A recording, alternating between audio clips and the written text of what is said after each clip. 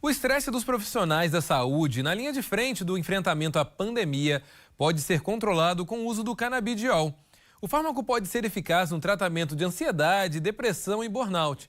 É o que revela um estudo feito pela Faculdade de Medicina de Ribeirão Preto, da USP. O enfermeiro Valdemar teve que lidar com novas emoções enquanto atuava na linha de frente do combate à Covid-19. O medo mesmo era morrer, né? E a sobrecarga de trabalho que nós tínhamos em decorrência do aumento da demanda de atendimentos de pacientes com suspeitas de Covid aumentou bastante e o medo da exposição, né? O medo de contaminar quem a gente amava. Durante a pandemia, um estudo da Faculdade de Medicina de Ribeirão Preto, da USP, avaliou o uso de canabidiol em profissionais da saúde com sintomas de exaustão emocional, ansiedade, depressão e da chamada síndrome de burnout ou do esgotamento profissional. Para metade dos 120 voluntários, foi prescrita a substância mais o tratamento padrão, com orientações, vídeos motivacionais e sugestão de exercício físico. A outra metade recebeu apenas o tratamento padrão. Após 4 semanas, os 2 grupos foram reavaliados.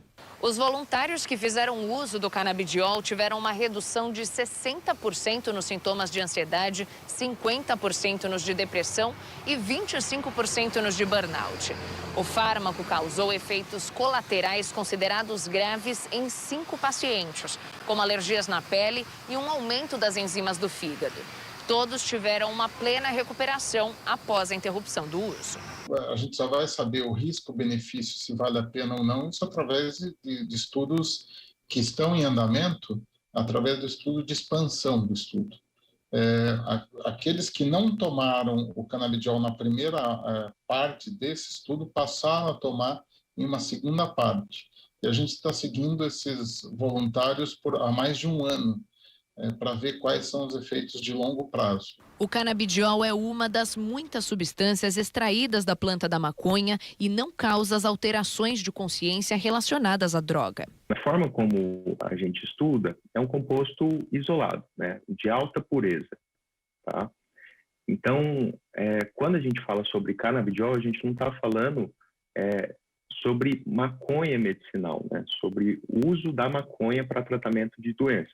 O uso do canabidiol é autorizado pela Anvisa apenas em casos específicos, como pacientes com epilepsia que sejam resistentes a tratamentos convencionais. Formalmente, ainda não é um medicamento aprovado e a responsabilidade do uso recai sobre o médico que o prescreve. Existe em tramitação no Congresso, né, um projeto de lei, que é a PL 399/2015, que trata sobre o plantio da cannabis não psicoativa por associações, universidades e por empresas.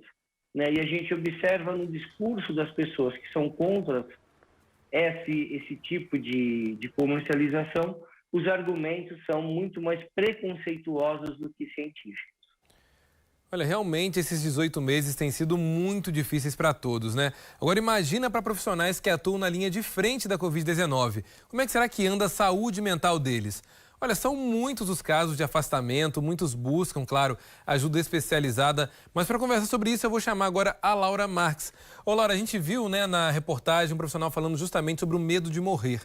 Mas o que também eu acho que chama atenção, além do medo de morrer, é eles terem que lidar com pacientes pedindo pela vida, pedindo socorro, pedindo para não deixar, né, que eles faleçam e acabar, infelizmente, acontecendo. É muito difícil, mas possui tratamento, não é isso? Como é que é a situação aí pela região metropolitana de BH?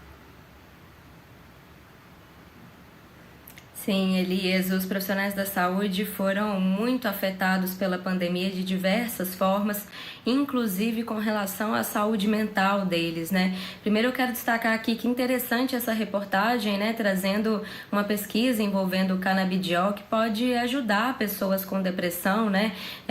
Então a gente observa por essa reportagem o quanto que é importante a ciência para encontrar novas soluções para os nossos problemas, né? E também para quebrar tabus, né? Como a gente ouviu aí aí os especialistas dizendo que não é exatamente a maconha, né? É um princípio ativo dessa planta, né? Então, realmente são iniciativas muito interessantes, né? E a gente precisa delas, vai precisar muito agora nesse pós-pandemia que vai chegar, se Deus quiser, né?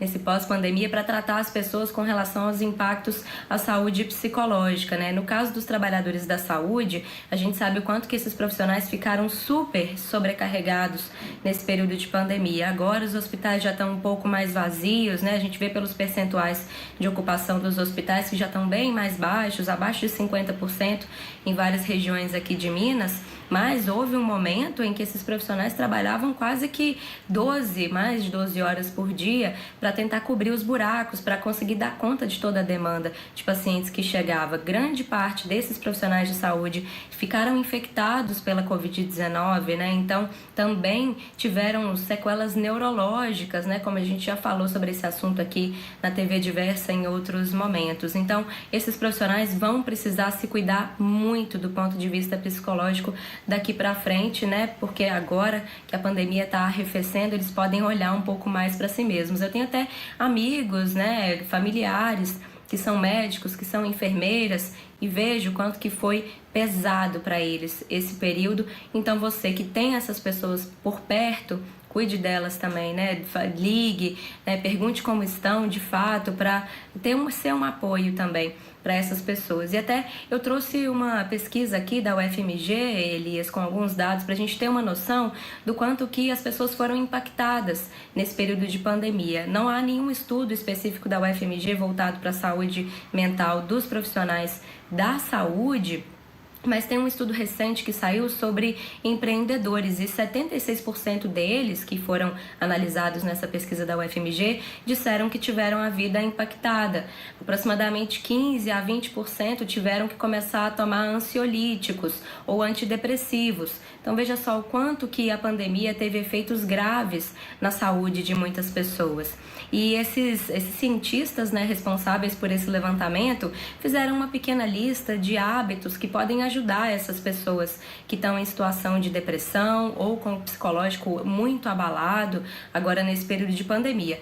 E olha só, são dicas super simples, né, que qualquer um pode de fato adotar. Por exemplo, dormir regularmente, né, o suficiente, se alimentar de forma saudável, falar com um amigo de confiança, falar sobre as suas inseguranças, sobre os medos, né, nesse momento, praticar meditação, procurar um psicólogo se for necessário, também envolver-se em contato social, porque a gente ficou durante muito tempo em distanciamento, né? Tem alguns especialistas que falam até que teve gente que desenvolveu uma certa fobia, uma certa dificuldade de manter contato com outras pessoas, mas nós somos seres sociais, né, Elias? A gente precisa desse contato, desse cuidado do outro, inclusive. Então, a minha dica é essa, a minha pessoalmente. Você que tem um familiar, que tem um amigo que é profissional da saúde, se interesse pela vida dele, cuide dele um pouco. Isso é muito importante. Elias. Verdade, Laura. Um telefonema, uma atenção não faz mal a ninguém. E, de fato, a gente tem muito que agradecer a esses profissionais. Laura, daqui a pouquinho a gente volta a se falar, viu?